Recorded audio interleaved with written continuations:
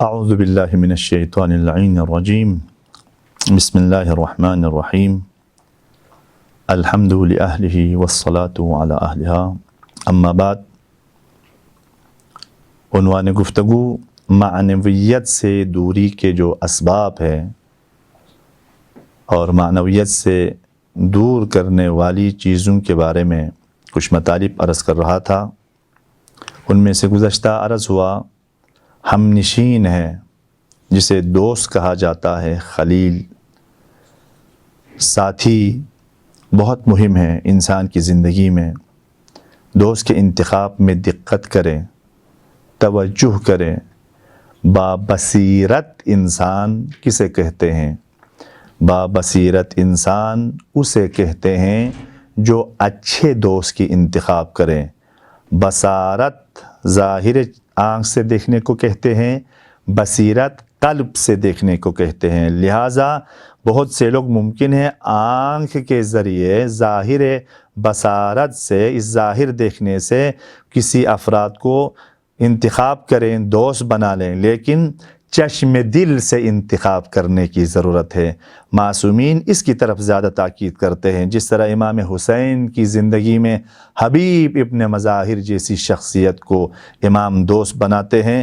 دوست انسان کی معنویت میں مہم ہے، اس کے کردار، اس کے گفتار، اس کے رہن سہن، اس کا اخلاق، حتیٰ اس کے بات کرنے کا انداز بھی دوسرے دوست پر مؤثر ہے۔ اس کے ایک چھوٹی سے میں معمولی سے ایک مثال عرض کرنا چاہتا ہوں۔ کسی شخص نے اپنے بیٹے سے کہا فلان جو ہے افراد کے ساتھ تم رفت و آمد نہ کرنا، ان کے ساتھ اٹھنا بیٹھنا نہ کریں۔ اس بیٹے نے کہا میں خود اچھا ہوں، مجھے کوئی مسئلہ مشکل نہیں ہے۔ باپ نے بار بار سمجھایا، اس نے وہی جواب دیا کہ میں خود اچھا ہوں تو مجھے ان کی طرف سے کوئی مشکل یا پریشانی نہیں ہے۔ بہرحال تو ایک دن وہی جو اس کے باپ نے اس سے کہا جاؤ بازار سے کچھ فروٹ خرید کے لاؤ۔ وہ فروٹ خرید کے لاتے ہیں، اس کے بعد وہ کارٹون کو، اس جابے کو، اس کو کھولتے ہیں۔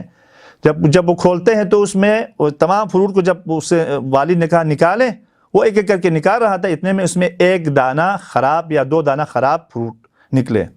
پھر اس کے والد نے کہا کہ سارے فروٹ پھر اسی میں رکھ دے، اسی ظرف میں۔ سارے فروٹ پھر وہ اسی ظرف میں رکھنا شروع کر دیے۔ اتنے میں اس جوان نے جو ہے دو فروٹ کو جو خراب نکلے اس کو اس میں ڈالنا نہیں چاہ رہا تھا۔ والد نے کہا اس کو بھی اس میں ڈالیں۔ جوان نے کہا کہ اگر یہ اس میں رکھ دوں تو دوسرے اچھے جو فروٹ ہیں وہ بھی خراب نکلے گا، وہ بھی خراب ہو سکتا ہے اس کی وجہ سے۔ تو والد نے کہا کہ فروٹ، ایک خراب پھل جو ہے دوسرے کو خراب کر سکتا ہے، تو کیا خراب انسان دوسرے انسان کو خراب نہیں کر سکتا ہے؟ اس کے اخلاق سے، اس کے رفتار سے، اس کے کردار سے۔ بہت مہم ہے عزیزان، اس چیز کا خیال رکھے۔ ابھی جو ہے ہمارے معاشرے میں یہ خطرناک چیزیں چل رہی ہے کہ دوست کے انتخاب میں دقت نہیں ہے، دوست کے انتخاب میں ہم توجہ نہیں کرتے ہیں۔ سیرت معصومین دیکھیں، اہل بیت کی جو فرمائشات ہیں اور قرآن کی جو آیات ہیں ان کی طرف ہم توجہ کریں دوست کے انتخاب میں۔ اب مرحلہ بعد میں جو ہے وہ چیز جو انسان کو معنویت سے روکتی ہے وہ کیا ہے آقا؟ غرور ہے، غرور، تکبر۔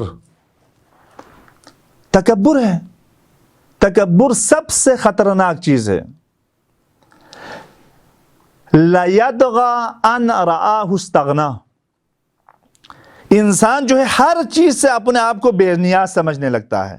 جب مختصر سی امکانات یا اختیار یا کچھ مثلا اس کے لیے کوئی سیٹ اگر مل جائے تو یہ انسان جو ہے حدوں کو توڑنے لگتا ہے، غرور کرنے لگتا ہے، تکبر کرنے لگتا ہے، اور جو ہے انا ربکم الاعلی کہنے لگتا ہے، در حالے کہ قرآن کہتا ہے اور جو ہے روایت معصوم کہتی ہے کہ انسان جو ہے اگر غرور و تکبر کی منزل پر آ جائے تو اس حد تک یہ انسان گر جاتا ہے کہ جانور سے بھی پست ہو جاتا ہے۔